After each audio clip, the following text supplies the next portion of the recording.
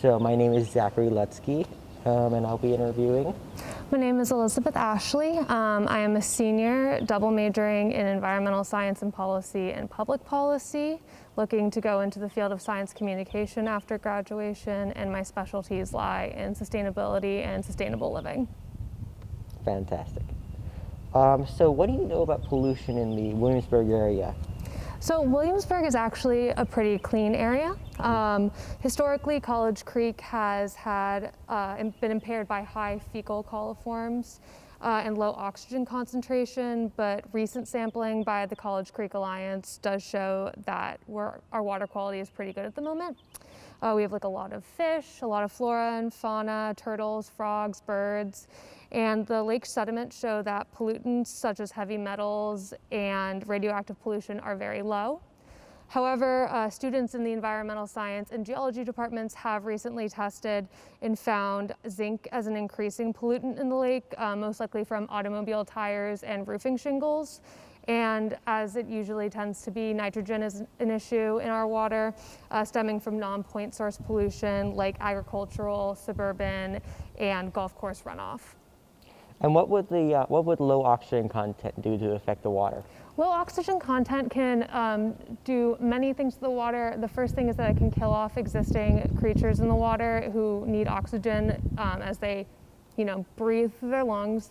Also, it can choke the water in ways that create algal blooms, which are when we see large blooms of algae just floating on the top of the water, which can have large detriments on the ecosystems within the lake and the surrounding college woods.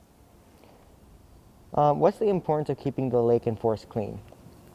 So the most important thing to realize is that the lake and the woods are interconnected and nothing can separate them from being interconnected. So if the water quality in the lake becomes poor due to avoidable pollution, fish will die. If certain fish die, then certain kinds of birds will lose a source of food. And if they lose out on food and they become endangered, then they will deposit less nutrients onto the soil through their waste and will transport less seeds throughout the woods, which can lead to some of these trees here not being able to be propagated properly across large spans of land.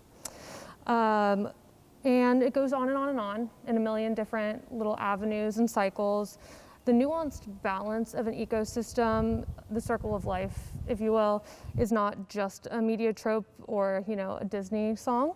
It's really incredibly real, and recognizing this key truth is crucial to understanding the importance of keeping watersheds clean and understanding the varied consequences if they aren't kept clean.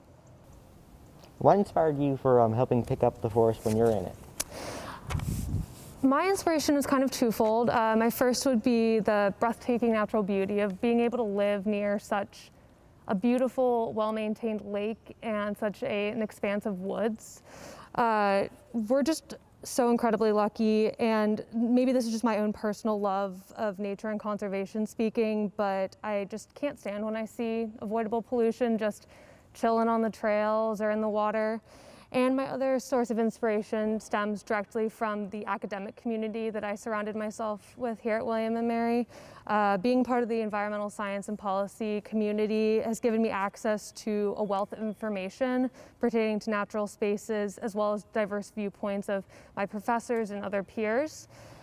Being able to look at natural spaces through a lens of someone with more knowledge or experience, or who has experienced hardships in natural spaces, has sparked an incredible motivation in me to protect those natural spaces, not just for my own benefit, but for the benefit of people I surround myself with. And just a quick shout out to Professors Randy Chambers and Jim Casti of the Environmental Science and Policy Department for providing me with information and fact checking for this interview. What specifically, when it comes to trash and specifically plastics, does it affect the environment and the animals around in the lake and the surrounding area? Yeah, so there's the obvious aesthetic concern, which we kind of already touched on. It doesn't look great when you just see things floating in the water, especially like plastic bottles or beer bottles, beer cans, things like that. The presence of visible pollutants gives the viewer little confidence that invisible pollutants wouldn't also be present in the water. And big plastic items and other debris can break down into microplastics and even smaller constituents. Whereas we don't really have too much information on, say, turtles in freshwater streams. We don't know if they eat grocery bags like one would in the ocean, thinking it was a jellyfish.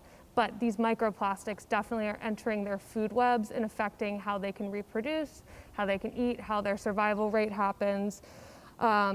But the long and short of microplastic infiltration into the environment is that it's always bad. That's what the data shows. So it's just worth keeping in mind as more research is made on freshwater ecosystems that plastic in nature is never really that great of an idea. How's the pandemic affected levels of pollution and also the cleanup efforts? Yeah, so with people staying home and working and playing in their yards more often, especially as the weather gets nicer, there is more runoff of nutrients from things like lawn fertilizers, and we can see more lawn toys or equipment like shears and things being found in the lake. And with restriction and personal limitations on group gatherings, it is difficult for cleanup groups to get out and actively go through and pick up trash in these areas. I think that the nature is healing memes from the beginning of the pandemic were absolutely hilarious, but it's important to remember that joke didn't stem from any scientifically founded background. And unfortunately, a year stuck at home is not going to be enough to mitigate the devastating effects that humans have caused on the environment. So we just always have to remain vigilant and actively work towards keeping pollutants from entering our natural spaces, even as we are staying at home and staying away from other people. I have a personal question about, my personal question. Do you know why there's so many metal barrels put around in the Lake Matoaka? Yeah, so I don't have a definite answer for this, but we have a couple plausible explanations. Given that the lake is man-made and was created a little after the college was started, it's very old. She's old. But some students a couple years ago fashioned themselves a floating wooden platform using empty metal barrels as the floats. So perhaps the platform has broken up and the barrels are just floating around, but they're certainly not discarded toxic waste or anything radioactive like that. The most plausible explanation of where they originally came from is that the lake used to be used for ice collection, sort of like in the beginning of Frozen. I don't know why I have so many Disney references in here. But that's probably there from when leftover materials from when that was still going on. That's good to hear. How can students help keep the forest and lake clean? Right. So if you want to get into trash collection, especially helping the Williamsburg area, I highly recommend just taking a walk, going into the college woods, putting your phone on silent, not listening to music, just really experiencing with all of your senses what it's like to just be in this really beautiful green space. And I promise you that if you stumble upon some garbage or some cigarette butts or anything like that, you're gonna wanna pick it up and get it out of there, because it does kind of harm this fragile beauty that you experience as you walk through these woods. And my professors also suggested that students take up the Swedish trend of plogging, which is jogging while picking up trash. So I'd say grab a friend, some gloves and a trash bag, and just hit the trails. And you could even make a game out of it, see how much trash you can pick up, who can pick up more, who can find the weirdest thing, and just kind of get out there and experience it with other people. Spread the word. Yeah, there's definitely some weird stuff you can find in there. There definitely is. Some of the weirdest stuff we've most recently found in the lake include beer kegs and an entire picnic table. Yeah. I recently just found an entire inflatable boat, which was just there. The lake, like I said, is so old, and it's a tributary of the Chesapeake Bay watershed, so we do have things flowing in and out of it, that's for sure. Well, thank you for talking to me and telling me about the pollution in the local area. Thank you so much for having me. I hope that it can be informative and that everyone can get out here and enjoy all the beauty that Williamsburg has to offer to our students.